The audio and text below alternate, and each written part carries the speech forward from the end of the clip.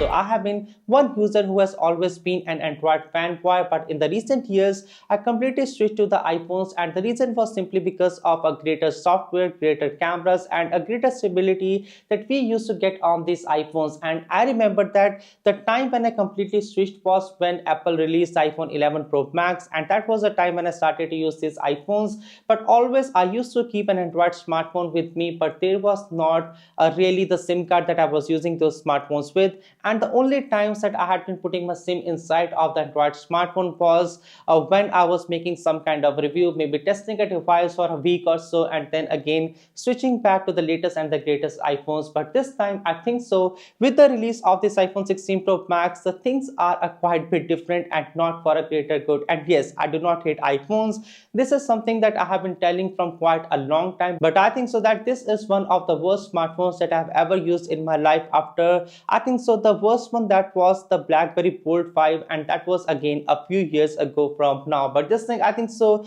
this is one of the most buggy devices, and even I say that this is a more buggy device than the Google Pixel devices in the past. And a part of that, I know it is because of the iOS 18 thing, but this is not something that I would expect out of a new iPhone, since I know that iPhones does tend to have a few unique features, just like the shortcuts option is something that is very much with these iPhones only. And I think so that this shortcuts application on this iPhone, it does make these iPhones as one of the most unique offering that we have seen in the market. And there are not other smartphones in the market like the Samsungs and the Vivos and the Oppos and even the Xiaomis of the world that have been able to copy the exact same feature. Thanks to the advanced automations that this feature has to offer, it does make these iPhones as one of the most unique offerings that we have seen. And I think so that a lot of other features, just like the call recording feature, are the one that a lot of other companies does as well. But the way that Apple does is the best implementation, just because when you are doing a call recording, the other person also gets a message that the call is being recorded. And this is why I just love these iPhones the most. But with this iOS 18 update, I think so that this iPhone is one of the most buggy iPhones that I have ever seen. In fact, when I try to use this device, most of the times it is either hung, or maybe I cannot even switch to a different application,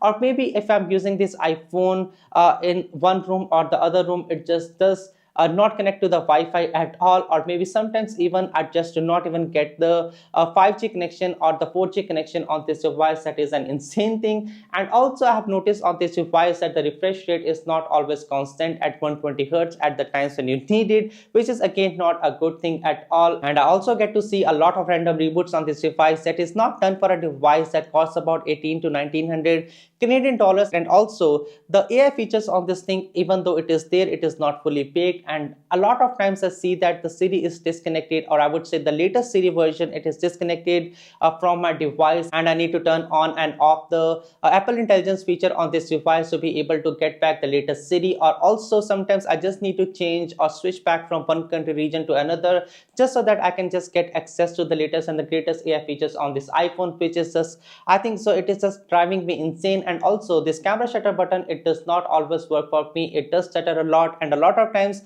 when I just want to use this Apple Visual Intelligence feature, it just do not open at all. So right now I'm here on my home screen. As you can see, I press it, and it was a long press, and it just does not give me the Apple Visual Intelligence feature. And maybe it will just take me to this camera application, and that is all about it, which is again one thing that is driving me insane on this device. And also a lot of times when you see Apple trying to summarize an email for you, it just does not give you the correct information at all. And sometimes when you see in the notification bar, you will see it does try to bring together a lot of notifications and summarize it, and it would just make a big new deal out of it. And sometimes it might be scary as well. And one more thing that I noticed on this device is that sometimes when I get a voicemail on my device, it just does not show me under the voicemail a menu option in there, which is again one thing that I do not like. And I have to manually call the voicemail number to be able to see that what someone has left under my voicemail. Again, one thing that I never saw on the iPhone 15 Pro Max or even the iPhone 14 Pro Max, but something that I have been consistently seeing on this device. Now, a lot of people would say that these are the issues with the latest iOS 18 software, and these might be the things that would be fixed with iOS 19 update. But you paid for this device with this iOS 18 update, and you just wanted to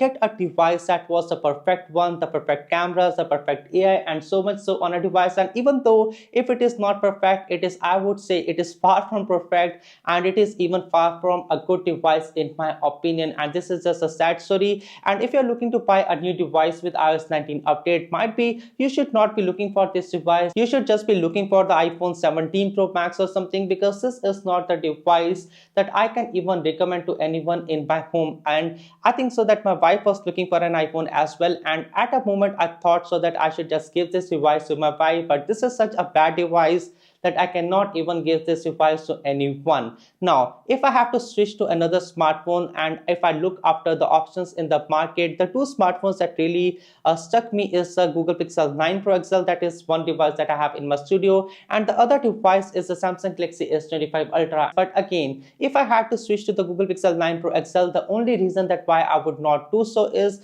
because of the slow performance on that device versus what I'm used to on this latest iPhones. And even the Samsung Galaxy S24 Ultra had a very good performance, but that is not the thing with the Google Pixel 9 Pro XL. Even though that I just like the way that that device looks, it is a very good looking device, and also I think so that the software on the Google Pixel devices is just a win-win for me. But I think so I would be looking forward to the Snapdragon 8 Elite processors on the Samsung Galaxy S25 Ultra. That is one thing that would be one of the best for a greater battery life on the smartphones, along with a great set of cameras that Samsung smartphones is also known for. So I think so that the Samsung Galaxy S25 Ultra is a device that I'm looking forward to right now. But I think so I'm done with iPhones as of now until Apple fixes all the AI bugs on their smartphone, and I think so that they should just focus on the things that does really matter to the people rather than focusing on all the AI features. That is again one thing that is necessary to compete with the latest and the greatest, but this is not one thing that Apple needs to do, because Apple does the things the Apple way, and this is one thing